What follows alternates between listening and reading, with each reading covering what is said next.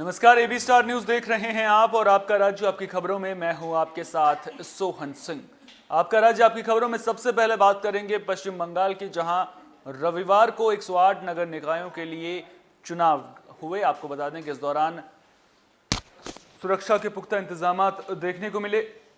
बताया जा रहा है कि 108 नगर पालिकाओं के 2171 वार्ड के लिए सुबह 7 बजे मतदान शुरू हुआ। इस दौरान जगह जगह हंगामे और बवाल की खबरें आती रहीं। कई जगह बीजेपी और टीएमसी कार्यकर्ता आपस में भिड़ गए। इस बीच कई जगहों से हिंसा की घटनाओं की खबर सामने आ रही है। तो वहीं मुर्शिदाबाद के धुलियान में दो राजनीतिक पार्टियों के बीच संघर्ष के बाद पुलिस ने आंसू गैस के गोले चलाए और भीड़ को तितर बितर कर दिया। मिली जानकारी के मुताबिक दक्षिण परगना के जयनगर माजिलपुर नगर पालिका के वार्ड नंबर 11 में तृणमूल और बीजेपी कार्यकर्ताओं के बीच मारपीट हुई, जिसमें दोनों पक्षों ने एक दूसरे पर बाहरी लोगों को वोट डालने का आरोप लगाया है।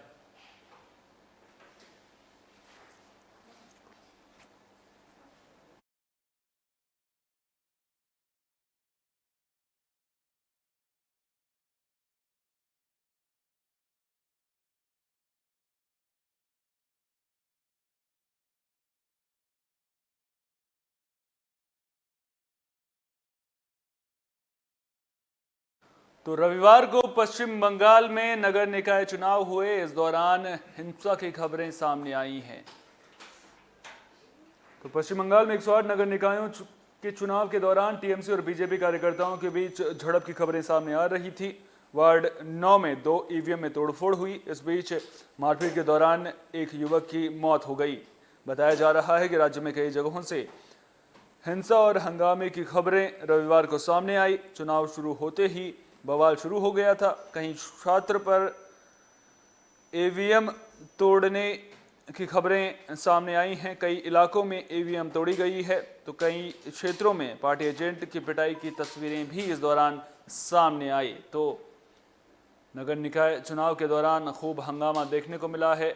आपको बता दें कि पश्चिम बंगाल में 108 नगर निकायों को लेकर के मतदान हो रहा था। इस दौरान बीजेपी और तृणमूल कांग्रेस के कार्यकर्ताओं के बीच कई क्षेत्रों से झड़पों की खबरें सामने आई हैं।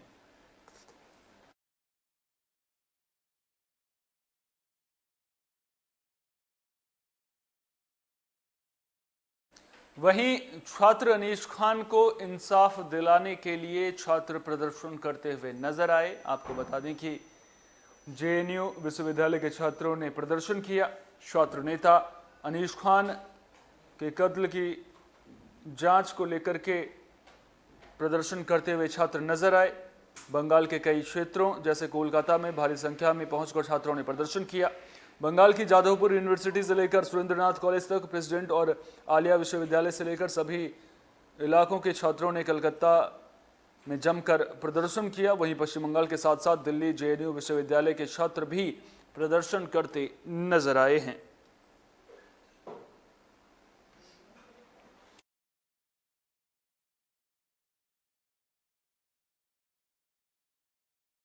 बुलेटिन में अब बात हरियाणा की कर लेते हैं, जहां नगर निकाय के चुनाव जीतने के लिए, यानी कि जो नगर पालिका के चुनाव होने हैं उन्हें जीतने के लिए बीजेपी ने कमर कस ली है।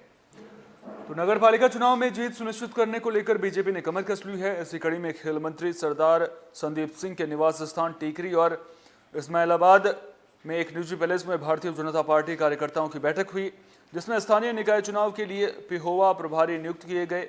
साथ ही सरदार रमणीक सिंह मान कार्यकर्ताओं को चुनाव में भाग लेकर जीत संबंधी टिप्स देते नजर आए।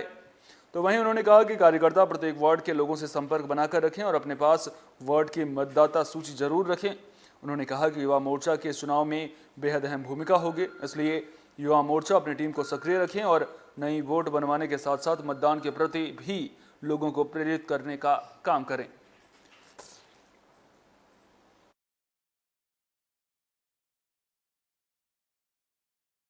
डेफिनेटली जो चेयरमैन के चुनाव होंगे वो पार्टी सिंबल पर होंगे और पार्टी के जो चुनाव निशान है उसके ऊपर उनको लगाएंगे। देखिए, स्पोर्ट्स कोटे का डेफिनेटली माननीय मुख्यमंत्री जी, हमारे चीफ मिनिस्टर साहब भी हैं और हमारे फाइनेंस मिनिस्टर भी हैं, तो उसी तरीके से हमने बजट जो दिया है कि हम पूरे हरियाणा में स्पोर्ट्स को किस प्रकार आगे और लेके जाएं, क्योंकि अगर हम पूरे हिंदुस्तान की बात करें तो हरियाणा जो है वो अव्वल है, मैं मानता हूँ, ये लोग भी कहते हैं और ये प्रूफ भी किया है स्पोर्ट्स में। लेकिन आगे भी अव्वल रहे, उसको किस प्रकार हम और योजनाएं अच्छी बनाएं, और आखिरी पंक्ति में जो बच्चा होता है और आखिरी गांव का जो घर है वहां तक पहुंचने के लिए क्या क्या योजनाएं जो हैं उस प्रकार हम बना रहे हैं। तो डेफिनेटली बजट में भी हम माननीय मुख्यमंत्री जी से बढ़ाने की मांग कर रहे हैं। तो मुझे पूरी उम्मीद है माननीय मुख्यमंत्री जी इसको बढ़ाएंगे भी, और जिसका हम पूर्ण रूप में बच्चों तक उनको। वहीं हरियाणा की महिला एवं बाल विकास मंत्री कमलेश ढांडा ने लोगों की समस्याएं सुनी। इस दौरान उन्होंने कहा कि प्रदेश सरकार की कथनी और करनी में कोई अंतर नहीं है। महिला एवं बाल विकास राज्य मंत्री कमलेश ढांडा ने कहा कि प्रदेश सरकार की कथनी और करनी में कोई अंतर नहीं है। सबका साथ, सबका विकास और सबका विश्वास के सिद्धांत पर प्रदेश सरकार काम कर रही है। उन्होंने यूक्रेन के मौजूदा हालात पर बोलते हुए कहा कि प्रदेश सरकार इस मुद्दे को लेकर बहुत गंभीर है और वहां पर रह रहे भारतीय नागरिक की वापसी सरकार की चिंता है। इस विषय पर हेल्पलाइन नंबर जारी किए गए हैं। इस नंबर से संबंधित विषय पर जानकारी का आदान प्रदान भी किया जा रहा है। 13 शिकायतें आई, जिसमें से 10 का समाधान मौके पर हो गया और 3 में पेंडिंग है, वो अगली बैठक के लिए रखा गया। मैडम, हरियाणा के कई बच्चे यूक्रेन में फंसे हुए हैं, परिवार चिंतित है, तो उसको लेकर क्या कुछ करेंगे? इसलिए बड़ा चिंता का विषय है और इसमें आदरणीय मुख्यमंत्री जी बड़ी चिंता कर रहे हैं। उसमें एक हेल्पलाइन नंबर भी जारी किया है, तो उसका अगर कोई बच्चा अपने उस हेल्पलाइन नंबर को यूज करना चाहता है, उसको करना चाहता है, तो उसको देखेंगे। और सरकार गंभीर है, मुख्यमंत्री जी बिल्कुल स्वास्थ्य चिंता कर रहे हैं। कल रात को यूक्रेन में पीड़ित परिजन जो लोग हैं, बच्चे हैं, वो बता रहे हैं एम्बेसी को फोन कर रहे हैं, एम्बेसी फोन भी नहीं उठा रहे। कुछ पैसे ध्यान देंगे आप लोग? देखिए, उसका मेरे को इतना पता नहीं है कि फोन नहीं उठा रहे, तो उसका बेहद सी बात है, उससे भी संज्ञान लेंगे बिल्कुल। और बच्चे हमारे हैं और उनको। वहीं हरियाणा के कुरुक्षेत्र में रिजल्ट न मिलने से छात्र परेशान हैं और गुस्साए छात्रों ने रिजल्ट की मांग को लेकर के प्रदर्शन किया है। कुरुक्षेत्र विश्वविद्यालय कुलपति कार्यालय पर रिजल्ट न मिलने को लेकर छात्रों ने प्रदर्शन किया। इसको लेकर छात्र छात्राओं का कहना है कि वो कुरुक्षेत्र विश्वविद्यालय की फीस ब्रांच और रिजल्ट ब्रांच के चक्कर काटकर परेशान हो चुके हैं, लेकिन समस्या जस की तस बनी हुई है। वहीं कुरुक्षेत्र विश्वविद्यालय प्रवक्ता ने कहा है कि जल्द से जल्द छात्रों की समस्याओं का समाधान किया जाएगा।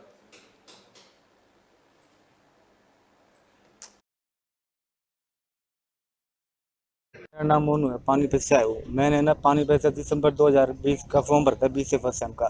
एग्जाम मार्च में होता और रिजल्ट सितंबर में आया। सर रिजल्ट में ना RLD आया मेरा, तो फिर मैंने एग्जाम ब्रांच में दिखाया। सर वो बोल रहे थे फीस की स्लिप दिखाओ, तो बुक सेलर ने स्लिप देनी थी, तो मैंने कहा सर फीस की स्लिप तो नहीं, उन्होंने भेज दे वापिस। तो फिर 4-5 बार आए, सर गुमराह करते, कोई रास्ता नहीं दिया।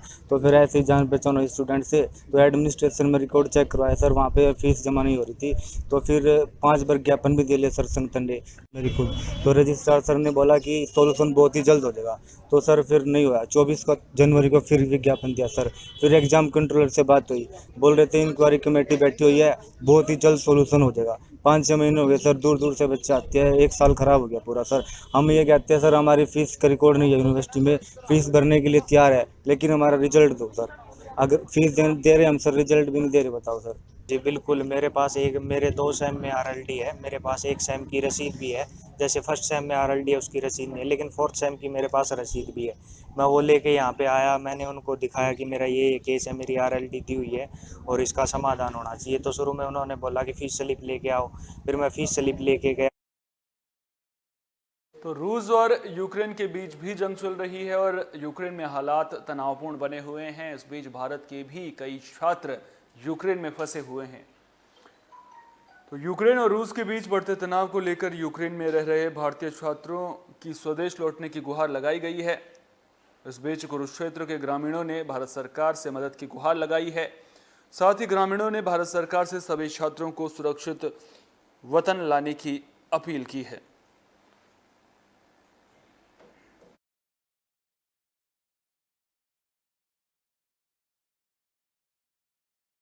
दीप सिद्धू की अंतिम अरदास को उनकी पत्नी ने पूरा किया है। आपको बता दें कि दीप सिद्धू की पत्नी ने हरमंदिर साहिब में नतमस्तक होकर उनकी आत्मा की शांति के लिए प्रार्थना की है।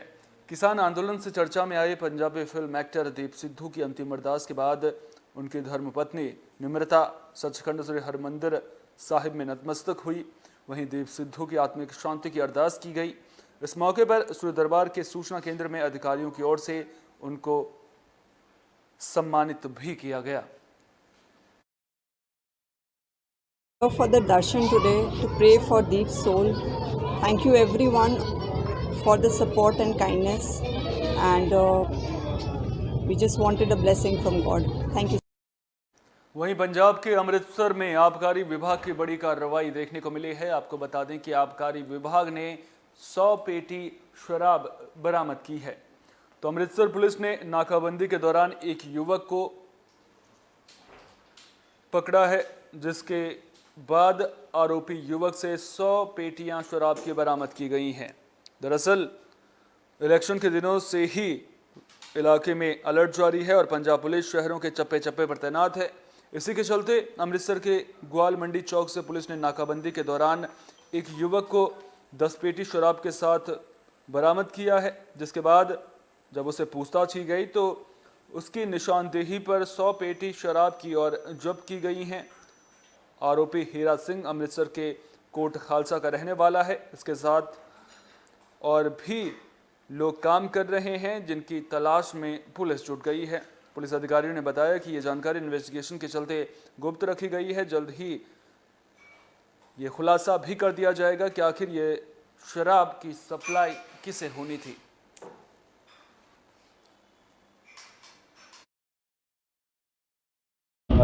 ਅੰਮ੍ਰਿਤਸਰ ਜਿਹੜੀ ਸਿਟੀ ਪੁਲਿਸ ਹੈਗੀ ਕਮਿਸ਼ਨਰੇਟ ਦੀ, ਇਹਨੂੰ ਬਹੁਤ ਵੱਡੀ ਕੱਲ੍ਹ ਰਾਤ ਸਫਲਤਾ ਮਿਲੀ ਹੈ। ਮਾਨਯੋਗ ਸਾਡੇ ਕਮਿਸ਼ਨਰ ਸਾਹਿਬ ਡਾਕਟਰ ਸੁਖਚੈਨ ਸਿੰਘ ਗਿੱਲ ਸਾਹਿਬ ਦੀ ਦਿਸ਼ਾ ਨਿਰਦੇਸ਼ ਇਲੈਕਸ਼ਨਸ ਕਮਿਸ਼ਨ ਦੀਆਂ ਦਿਸ਼ਾ ਨੇ ਅਸੀਂ ਜਿਹੜਾ ਐਕਸਾਈਜ਼ ਦੇ ਵਿੱਚ ਜਿਹੜਾ ਸੀਗਾ ਇੱਕ ਨਾਕੇ ਦੇ ਉੱਤੇ ਰਿਕਵਰੀ ਕੀਤੀ ਸੀਗੀ ਗਵਾਲ ਮੰਡੀ ਚੌਂਕ ਦੇ ਵਿੱਚੋਂ। ਉਸ ਤੋਂ ਬਾਅਦ 'ਚ ਅਸੀਂ ਜਿਹੜਾ ਸੀਗਾ ਉਸ ਦੋਸ਼ੀ ਦੇ ਜਿਹੜੇ ਸੀਗਾ ਫਰਦਰ ਇਨਵੈਸਟੀਗੇਸ਼ਨ ਕਰਦੇ ਹੋਏ ਨਾਲ ਐਕਸਾਈਜ਼ ਸਟਾਫ ਨੂੰ ਲੈ ਕੇ ਆਪਣਾ ਐਕਸਾਈਜ਼ डिपार्टमेंट कि तमाम अहम खबरों के लिए आप बने रहिए AB स्टार न्यूज़ के साथ, क्योंकि यहाँ पर खबरों का सिलसिला कभी नहीं थमता।